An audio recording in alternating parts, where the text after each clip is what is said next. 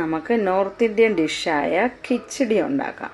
Okay, അതിന് ഞാൻ 2 glass basmati റൈസിന് 2 ഗ്ലാസ് ചെറുപയർ പരിപ്പാണ് എടുത്തിരിക്കുന്നത്. രണ്ടും ഈക്വൽ പ്രൊപ്പോർഷനേറ്റിൽ എടുക്കണം. കൈമാ റൈസാണെങ്കിൽ അതാണ് ഏറ്റവും നല്ലത്. എന്നിട്ടിത് നന്നായിട്ട് നമുക്ക് 3-4 പ്രാവശ്യം കഴുകി വൃത്തിയാക്കി ഒരു 10 മിനിറ്റ് വെള്ളം വാലാൻ വയ്ക്കാം.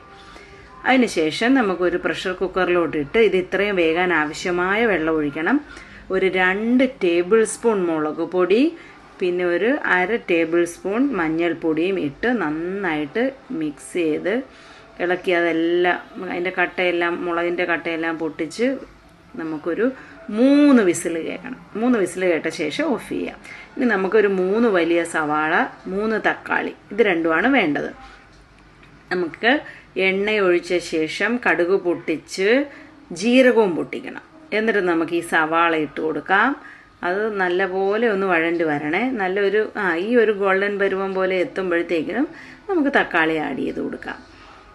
തക്കാളിയും ഇട്ട് കുറച്ചൊന്ന് വഴണ്ട് വരട്ടെ. എന്നിട്ട് നമുക്കിതിലേക്ക് കുറച്ചും കൂടെ മസാല ചേർക്കണം. മസാല എന്ന് പറഞ്ഞാൽ ഒരു 1/2 ടീസ്പൂൺ മഞ്ഞൾപ്പൊടിയും ഒരു അര പോരാ, ഒരു കുറച്ചും കൂടെ ഇട്ടാലും കുഴപ്പമൊന്നുമില്ല, നമ്മുടെ എരിവിനനുസരിച്ച് ഇടണേ. ഇപ്പം തൽക്കാലം ഞാൻ ഇത്ര ഇടുന്നുള്ളൂ. ഒരു 1/2 ടേബിൾ സ്പൂൺ തന്നെ, 1/4 ടേബിൾ സ്പൂണോ മുളക് പൊടി ഇട്ടിട്ടുണ്ട്. പിന്നെ 1 ടീസ്പൂൺ ജിഞ്ചർ ഗാർലിക് പേസ്റ്റും ഇട്ട് വഴറ്റി വെച്ചു. എന്നിട്ട് ഈ പരിപ്പും അരിയും കൂടെ വെന്തത് തുറന്ന് അതിങ്ങനെ നല്ലപോലെ ഡ്രൈ ആയേ ഇരിക്കുകയുള്ളൂ. അപ്പോൾ അതിലേക്ക് തിളച്ച വെള്ളം ഒഴിച്ചു കൊടുക്കണേ.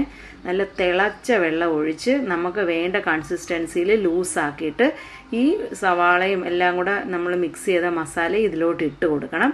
എന്നിട്ട് ആവശ്യമുള്ള പരുവത്തിൽ എടുക്കണം. ശരിക്കും ഗുജറാത്തീസ് ഇതിൻ്റെ അകത്ത് വേറെ മസാലാസൊക്കെ ഇടും കേട്ടോ. ഇതാണ് അതിൻ്റെ ടേസ്റ്റ്. ഇതെൻ്റെ കസിൻ്റെ റെസിപ്പിയാണ് കേട്ടോ. ലാസ്റ്റ് അതിലേക്ക് ഒരു നാരങ്ങ പിഴിഞ്ഞൊഴിച്ച് മല്ലിയിലയിട്ട് ഡെക്കറേറ്റ് ചെയ്ത് നമുക്ക് കഴിക്കാം. നല്ല ടേസ്റ്റാണ്. എല്ലാവരും ട്രൈ ചെയ്ത് നോക്കണേ. ആവശ്യമില്ലാത്ത ഒരു മസാലയും ചേർക്കണ്ട. Thank U.